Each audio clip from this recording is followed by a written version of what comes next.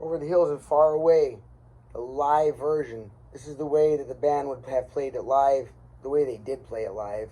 I checked. The album is an awesome, awesome version. Led Zeppelin's Over the Hills and Far Away. It was on the album Houses of the Holy. Epic, groundbreaking for the time. Absolutely. Well, they didn't play it live the same way that they recorded it. And all the parts individually are the same. They didn't change anything around as far as the chorus is still the chorus, the verse is the verse, and like that. But what they changed is the patterns, the way that they put stuff together, like the map. I'm going to explain that a little bit for those of you that may have not noticed that. And also to point out something for all of us. On the recording, in some of the parts on that song, there's 4 guitars, 5 guitars, and sometimes even more. Well, when they played live, there's only 1 guitar player in the band. So he had to pick what he thought would be the most important part so that it really represented the album that they released. And when the fans were listening to it in a concert, they wouldn't even notice that it was just 1 guitar. But he was very crafty, more so than most musicians. I have to say, especially of that time, people would just, when bands went out, they would just hire extra players to go with them and fill in the other parts of the song. It's not uncommon to see Pink Floyd videos and bootlegs from back in the day where the band would have 2 other guitar players on stage that were not part of Pink Floyd. They were just hired when they went on tour because parts of The Wall or Dark Side of the Moon, they had 4 and 5 guitar parts on them. So to make it sound more like the album, those guys hired other guys to play live. Well, there's the other approach, which is what I'm doing, and I think it's awesome. It's like it's a real eye-opener, and it'll help you with music theory and everything, okay? Is to pick these songs apart. So I learned the album version and that map of Over the Hills and Far Away, and now I'm doing the live version, and I saw how they put it together to make it a bit more live friendly. We'll say it that way. Less of an orchestration and more of a song. More fit for a 4-piece band with only 1 guitar player. All right. So you have that intro part.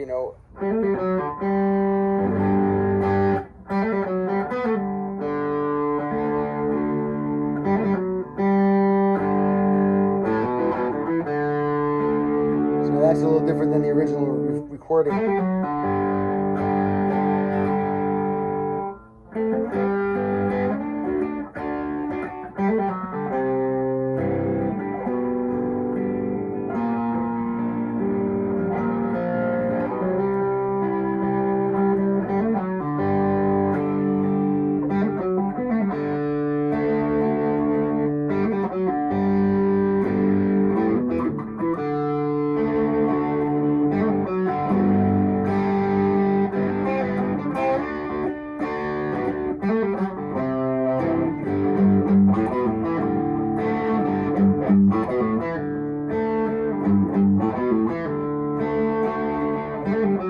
Words come in.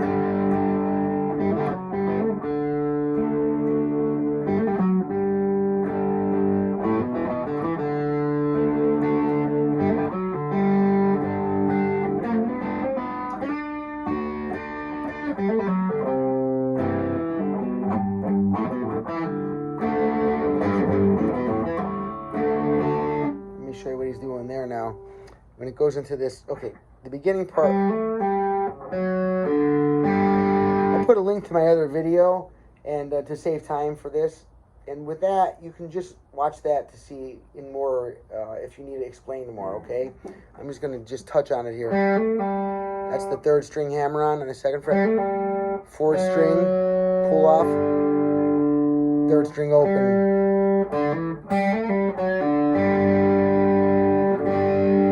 Like I said, if you want more detail on this, I'll put the link into my description. Watch that first if you don't know this riff. But the order that I put the little riffs in, especially this one, compared to where the other ones are, it's off. It's not in the same spot. So to get it like they played it live, if you care to do that. Some people just like to learn all the riffs They sit in their bedroom, and that's the most fun thing that they do.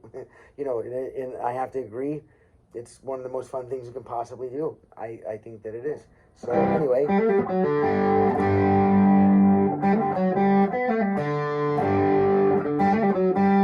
See, so when you're ending on the G string, you can remember that's when you go to the G chord. See? G string, G chord. You're ending on the D string open, so then D chord, right? Then back to G.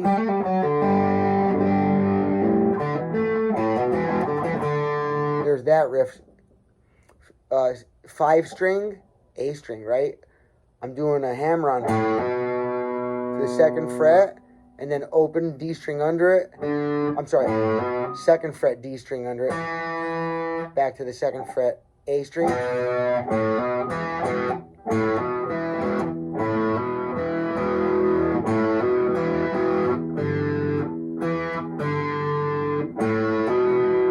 D string, A string, D string.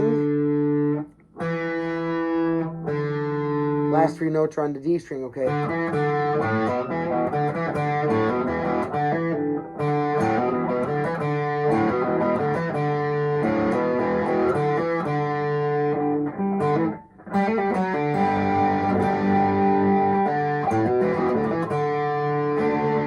after that riff, it goes into the D.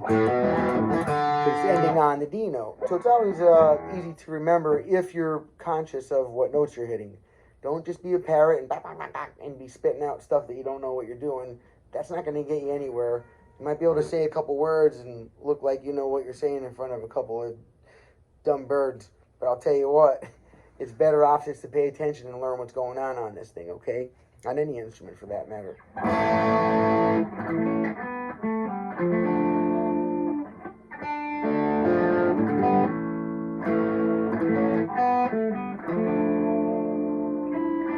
So many songs I can't wait to make videos for. I love Led Zeppelin, and I just love the guitar so much. Drop me a comment and let me know when you started playing. I was 8 years old when I started, and on and off. You know, I didn't take it very serious until I was a teenager, a later teenager, and then I buckled down. I realized it was a magic wand in social situations, so I full-on took advantage of that. I studied up big time, and it works. Okay, so now the parts of the song, right? You got that beginning part, and the way that they come off of that, and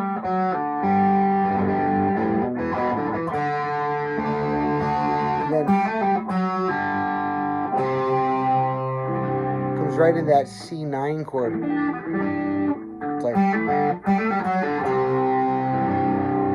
so it's, instead of just doing the G open string like the intro, instead of that open G string, land on the C note, 3rd fret A string, right? Going to the C9, C add 9, I'm sorry. Can you see that?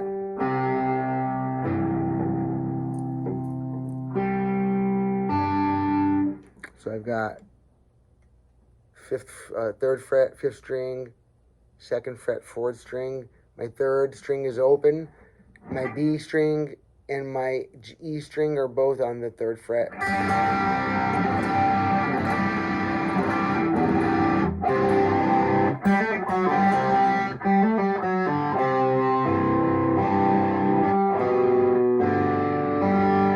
So I just move the one. Take this off and move this one up. So I'm moving this one note down one, basically, see? This one, and then, so I'm on the 1st fret here, 3rd fret here, 3rd fret here.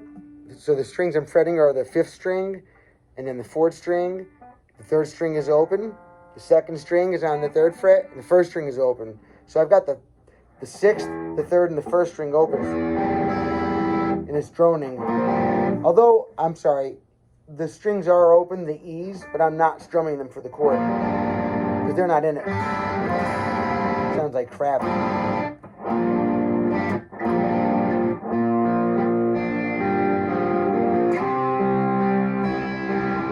It does a nice arpeggio like.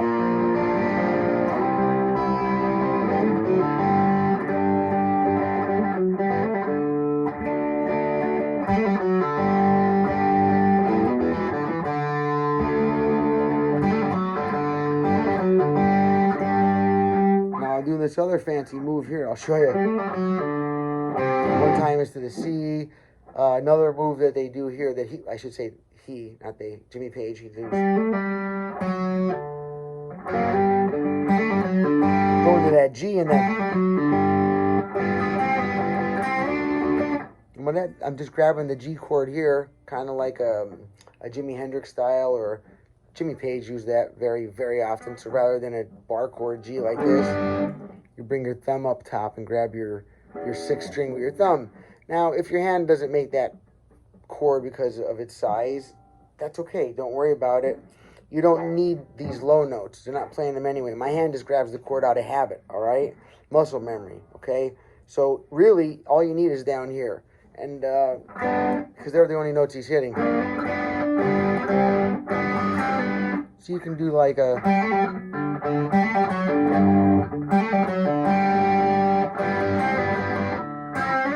And then from here, so you do the G chord.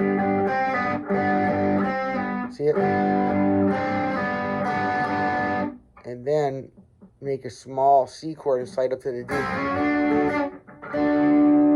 So if you were going to make, look at the the very treble side of an A chord form, right? A root note, your little A chord notes there, barred them down. Then there's a B, then there's a C. Well, if you just take the treble part of that C,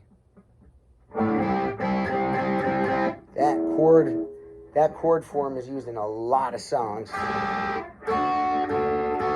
And Jimmy Page sure did love it. Used it in Stairway to Heaven.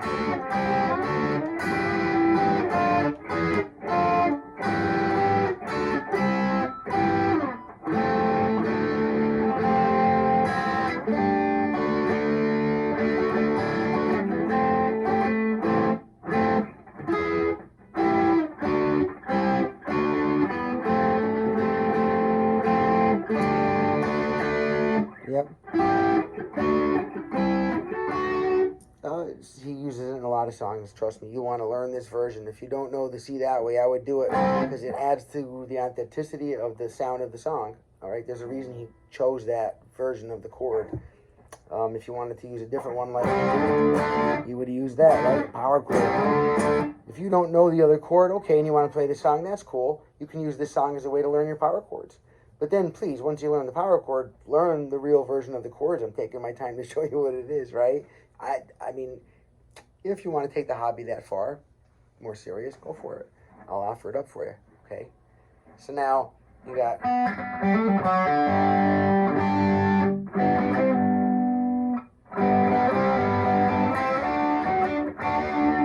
can just slide into that D like that. I'm using my other fingers to just make vibrato.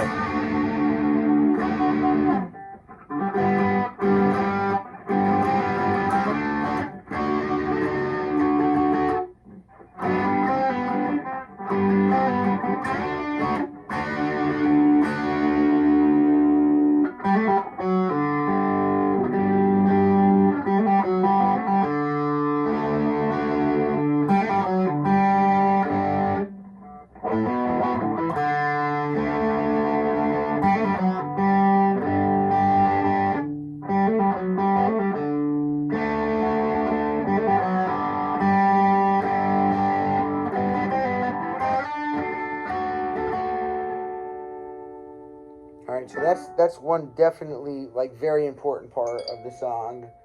Oh, I'm getting a text here. I'm sorry. Whoa, let's see here. All right. So then now, you know, it comes back in after.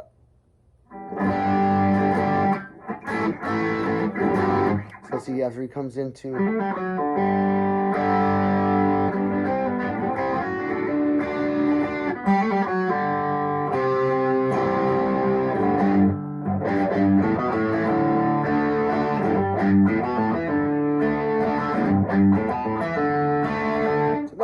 me show you that real quick. What he's doing is still going back to the G chord, but then on the G note, 3rd fret, 6th string, 5th string,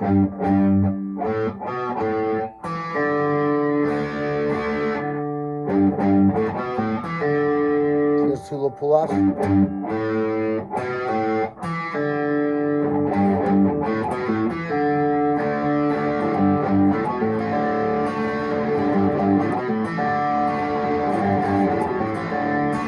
I leave my finger right on that D note, and then I just move these to do the chord.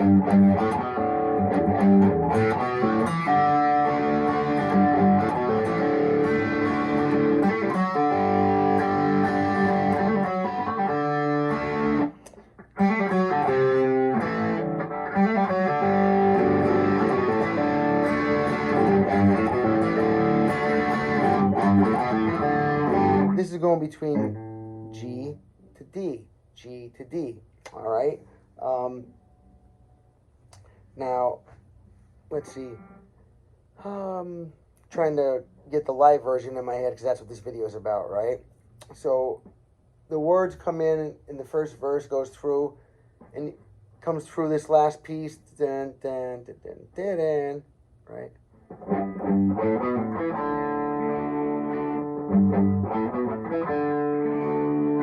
And then he like goes up the fretboard to like a higher octave, right?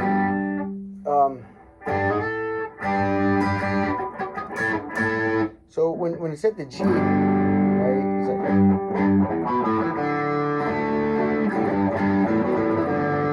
it's on the D. So instead of going back to this G here, so you have to be thinking of the chords. This is what's great about this, making you learn the theory to learn the song, right? This way you'll never forget the song and you'll always know the theory. And anything else that's like this, you'll always know how the song works. Okay, look, here's your G chord. Here's my 12th fret. Okay, on the Strat or some guitars, it would be 2 dots there. It makes it easier to see it. I can just see my dots from up here, right? But anyway, you can always see that because the 12th fret or the double dot is separated by 2 spaces here. So there's my 9, 7, 5, 3, okay? Just to give you a point of reference. This is my G, and if you're wondering why, well, there's a D, right? So remember there's a space between every note and or chord, except B and C and E and F. If you don't know what I'm talking about, please drop me a comment and I will fill you in on that big time. Watch, D, skip one E, don't skip one F. That was one of the exceptions. There's no space between E and F, and there's none between B and C, by the way. Look at D, E, F, skip one G, and then so skip one between G to A. So it's G to A. So here we're going to end up going in.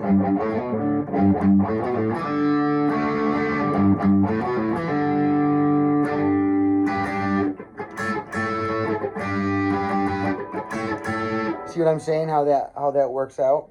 Get my water.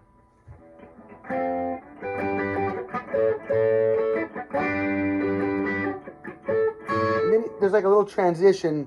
It goes like dun dun dun dun, and Jimmy Page always has these epic parts, right? He writes songs very dramatically. They use a lot of light and shade and drama, and things are like, okay, and then dun dun dun. It was epic. It's epic stuff. So, so he's in this nice little D chord form, but he's playing a G and an A chord.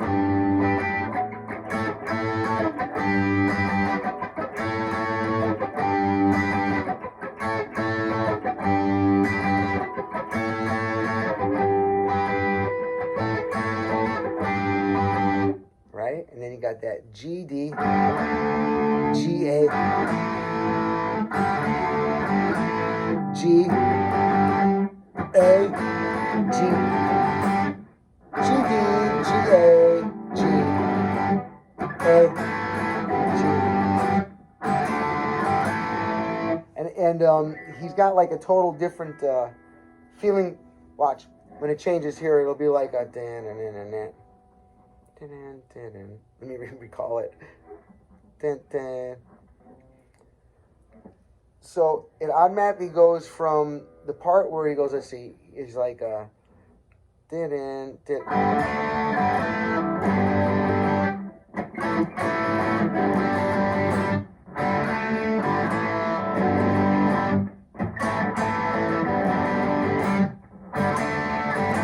And then the way he transitions into the next part is like all of his other stuff. It's very crafty. There's nothing simple about this band. So.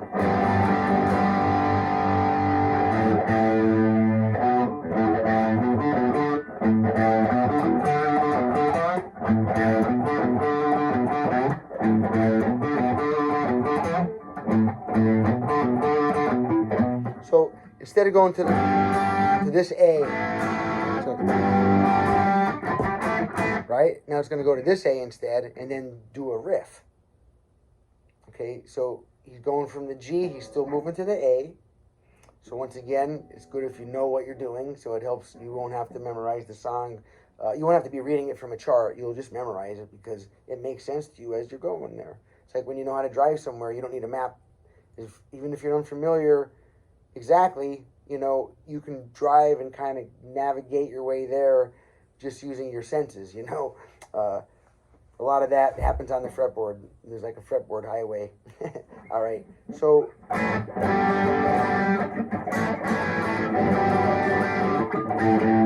watch.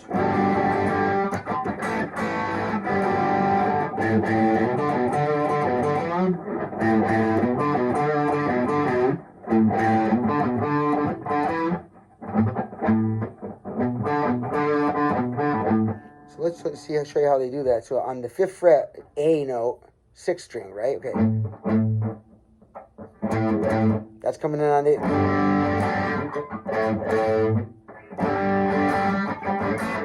Instead of A there. A there instead, okay? And then that's puts you in the groove for the next phrase. Watch. Instead of that. See, bop, bop. And then that's 5, and then 7, and the string under it 5.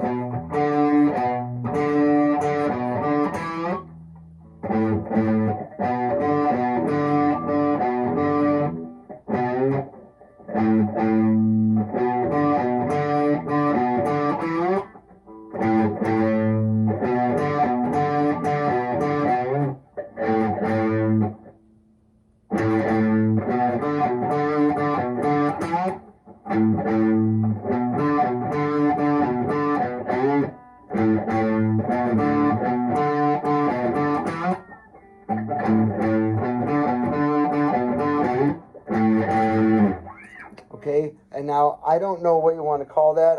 I just call it a transition.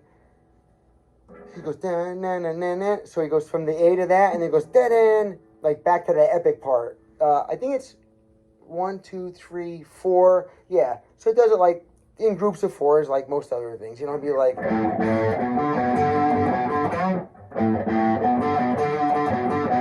You're counting as 1, right? And then go through that like 4 times or something, and then. When it comes out of it, it goes right back to us.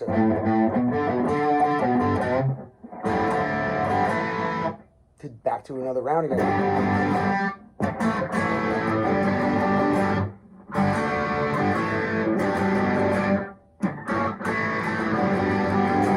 Okay, so that's doing that kind of like, just like the verse before it.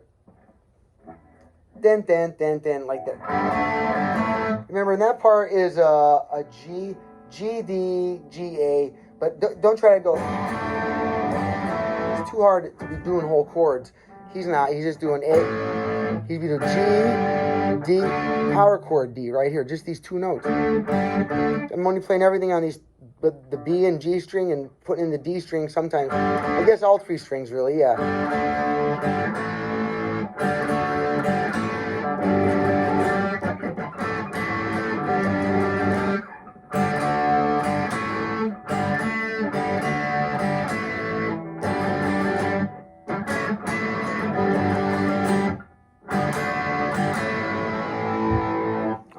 That's a pretty cool way to look at it. I would think it kind of works.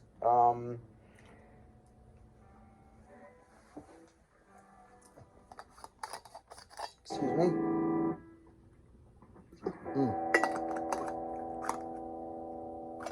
So after he does that a little bit, okay, he's going to come off of this, from the G to the A, back up here again. He's coming uptown. Watch.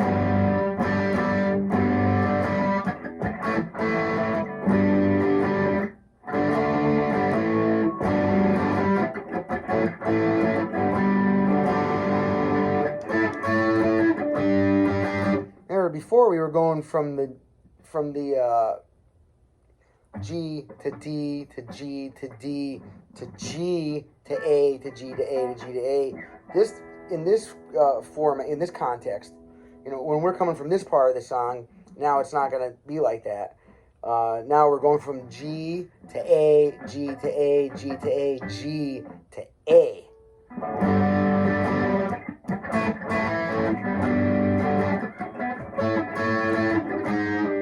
Oops. Sorry. Yeah, I'm sorry, guys. You know, I don't edit out my mistakes or anything. I'm a very honest teacher, and if I want to make movies, I guess I would have went into acting or something. This is the real deal. You don't have time to cover up on stage. So when I'm playing here, making a video, I look at it like I'm performing. You know, I'm giving a lesson instead of giving a song in front of an audience. It's the same thing. I make little mistakes. I have to learn to let that go. Noticing them and saying it is the important thing, so that I don't teach anybody something wrong. If you ever see a mistake in my video, please, I won't take it personal. If you're correcting me on a video, if you notice any error I have in there, mistakes happen. I look at all the videos first, and I check for mistakes, because I'll edit out something that's wrong if I see it ahead of time. But otherwise, well, you know, a little playing mistake or something that would normally hurt somebody's pride, I don't care about any of that, whatever. I'm trying to help you guys out. If you want to laugh because I make a mistake or whatever, like, whatever, you know, that's stupid. Okay, now,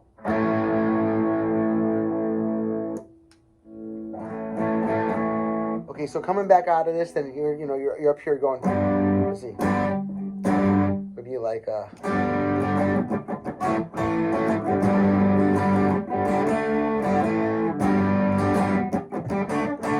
sorry.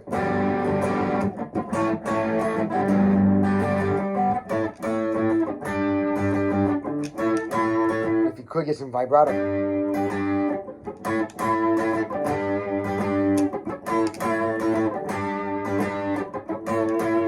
You hear that little bit of vibrato in there? That does kind of make a little bit of difference, right? Now, he does a really cool, the same way to get back into it again, it's always that dramatic dead end. So, you know, he's doing. So it's.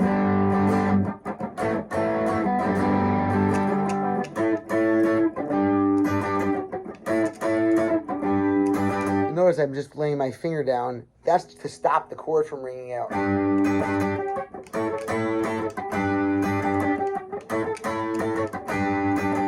So I want to get that.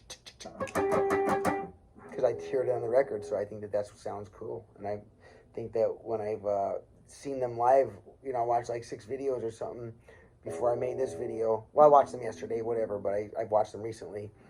Noticed some little things they're doing in there like that. I try to see where he's setting his pickups, looking for how he's getting his tone, and I wanted to see what effects he was using during the solo and stuff like that, right? And you can't watch it on the album when they're doing it live. They may not be doing the same thing that they did in the studio for the record, but they definitely are doing what is in their mind as during any one part of a song. That's what they're imagining being the song. So they're the ones that wrote it. There's no better place to look for the answers to what part should I play than to just go to that artist live. You're right? I mean, that's just my opinion on it, okay? So let's grab here. Oh, God, almost 30 minutes on this video. Yeah, I said last time on part 1 of this is a many hour-long video to actually show all the parts of the song. I mean, I could just play it for you, but I want to show you each part. And no, I don't want to just show you like a parrot. Say, Paul, you want a cracker? No. I want to explain to you what's going on, what chords you're using. That's how you learn.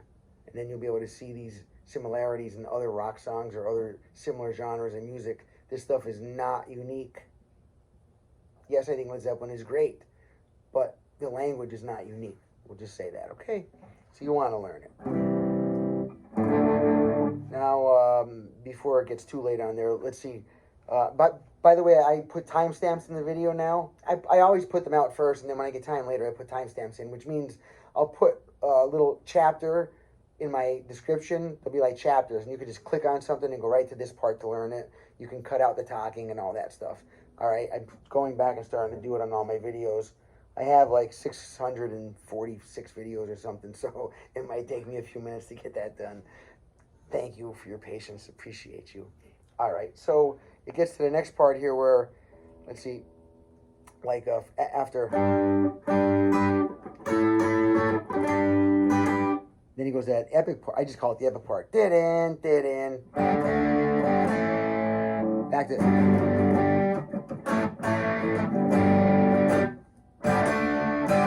epic part. Now, remember, like the last time, instead of going to the A over here, he's doing the A over here.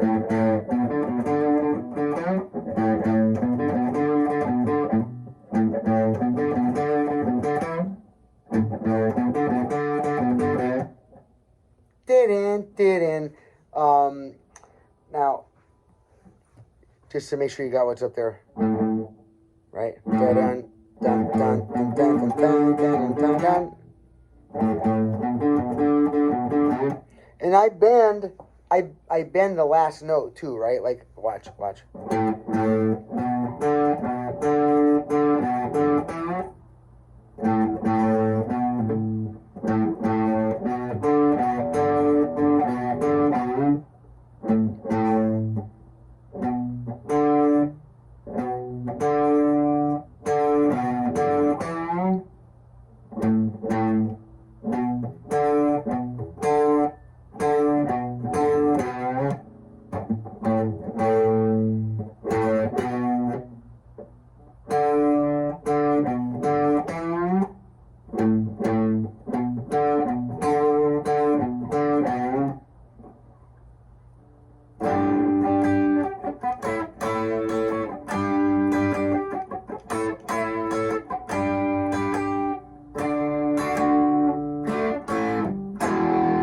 Before he goes into solo, you know, Jimmy Page likes to write specific parts like intros, not intros, but like, I guess you can call that an introduction to the solo and an outro to the solo. He's got transitions that are epic. I always think of them like scenes of a movie changing, and like the little music that they put between a scene. He thought of it that way, I guess. I'm just guessing that. I never read that or anything. It could be completely wrong. But it sure sounds like that to me. He's writing more than just the song. There's a picture to go with it, kind of a soundtrack. All right, now let's see. So I'm on my G, going back and forth, and then G D A E. That's D A E. So G D A E.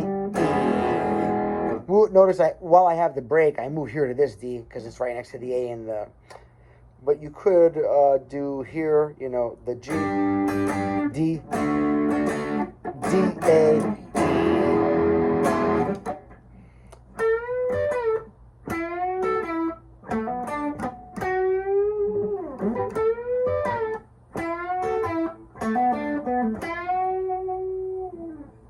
Okay, once again, like I said, he has these little intros. Before he goes into the solo, he has this very distinctive mini solo that is an introduction to the solo, setting the ear up for what's about to come. Because they head down to F sharp for this, which sounds kind of, I mean, F sharp minor, it's like the F sharp blues scale, and he's sticking a lot in minor, which is A, and you know, F sharp minor is the relative minor for your A.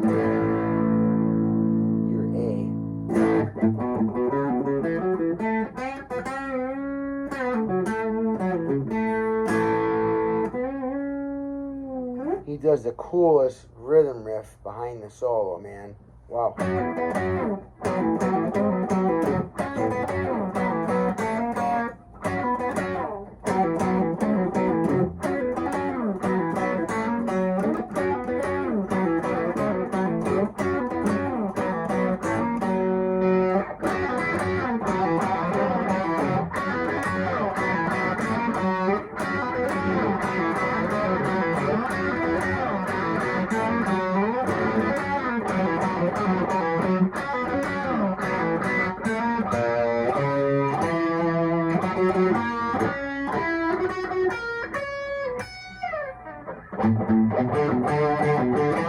Back to that again.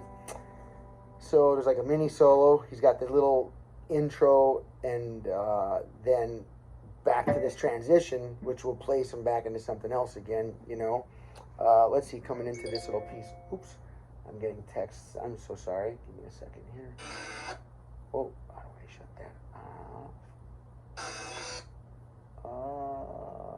Alright, cool. So let me show you that little riff that they do before they actually go into the solo, right? It's like how he starts the solo. So I'm bending my G note at my 12th fret. No, I'm sorry. I'm bending my A note, making a little G chord. Here's my little G chord, okay? Coming from my G chord here, right? Bar chord. Here's my 12th fret, pass it off, first up. Oh, but my hand doesn't like to do all that. It squishes. The only notes you need are these three. So instead of fretting that note, it's very common to hold these down with your pinky. Use these fingers to bend, hold these flat and don't bend them, and use these fingers to bend that G string up. Look at that. It's not an easy move. Watch. But it sounds awesome. Actually, the last note of the song, too. We'll get to that, I guess.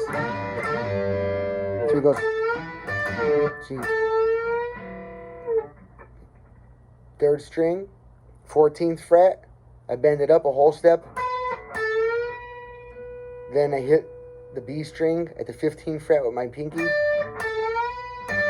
While this finger, I hold it up in the air while I do that. Then I hit it again and then let the bend go while hearing the release. I do the same thing down here. 7, 9, 10, okay? Just to put you in perspective. My D string little hammer.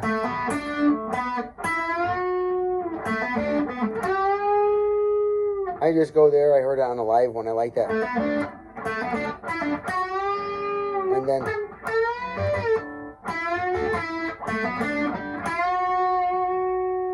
And then he goes down here to the F minor. Oh, sorry. There it is.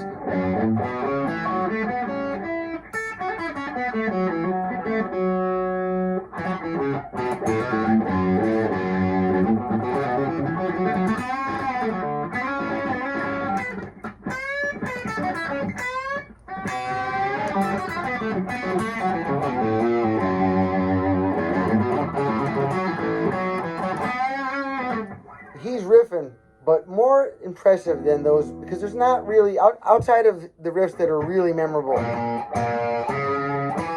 1, 4, 7, 9, 8. Okay?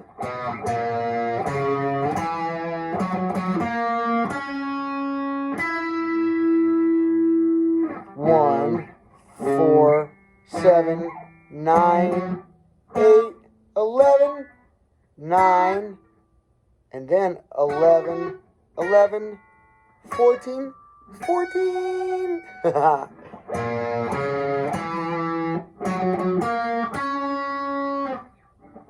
String 5, right? Fret 1, fret 4, fret 7, fret 9, and I'm going to do da da da triplet. See that?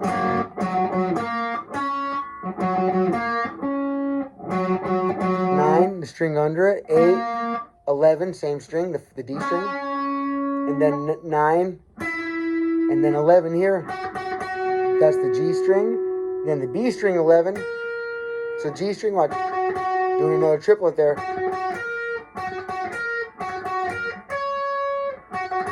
14, 14. 11, 11, 12. I'm sorry, 11, 11, 11, 14, 14.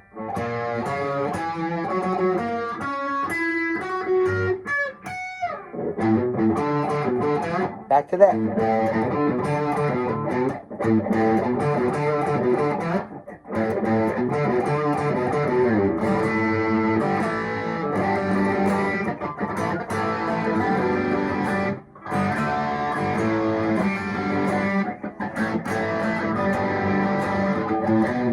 So, the solo itself, I've not worked out yet. And when I do, I can't wait to make a video for that. I've always loved this song, and I want to do every single note of it. So until then, though, I want to show you the entire chord structure. I was going to make it 4 videos. This is 2 videos now, because this one is as long as 3 of them. Whatever. I'm going to break it up into chapters so you guys don't have to search for the content. All right. Now, that one part, just to make sure that you're when you hear this part coming up, you remember what it was. It was that D. G, D, that treble side of the A chord form of a D. So G, D, D, A, G. I'm sorry, D, A, E.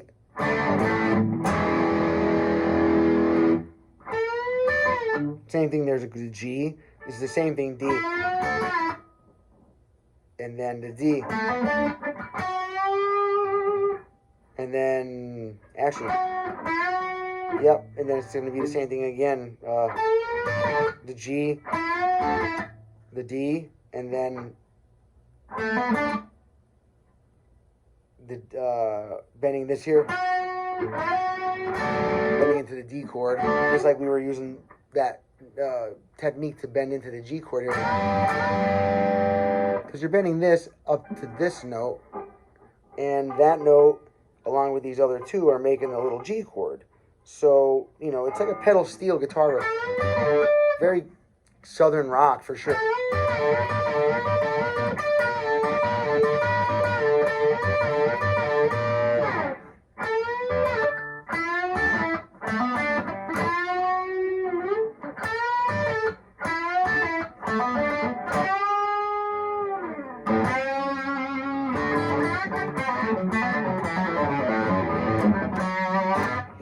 But this rhythm is... I'm doing it on my 2 center strings, okay? To start, my D and my G strings.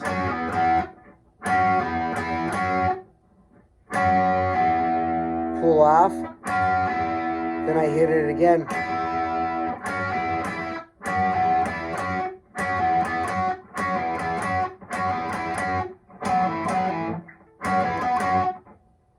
And then now I go up a set of strings towards my face and down a whole step. And I do that pull off twice. Then up a whole step on the same strings, do it once. Down back a whole step once. Twice. Once. So twice.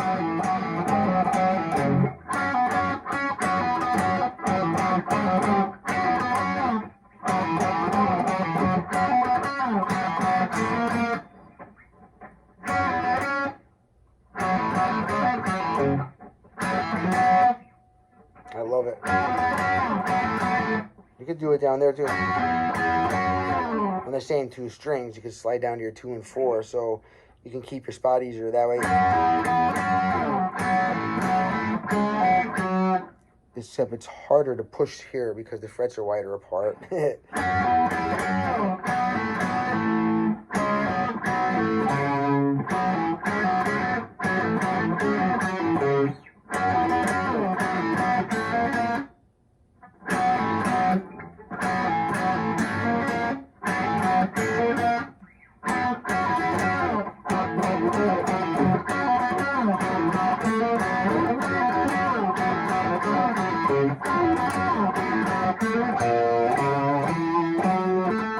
Oops, sorry.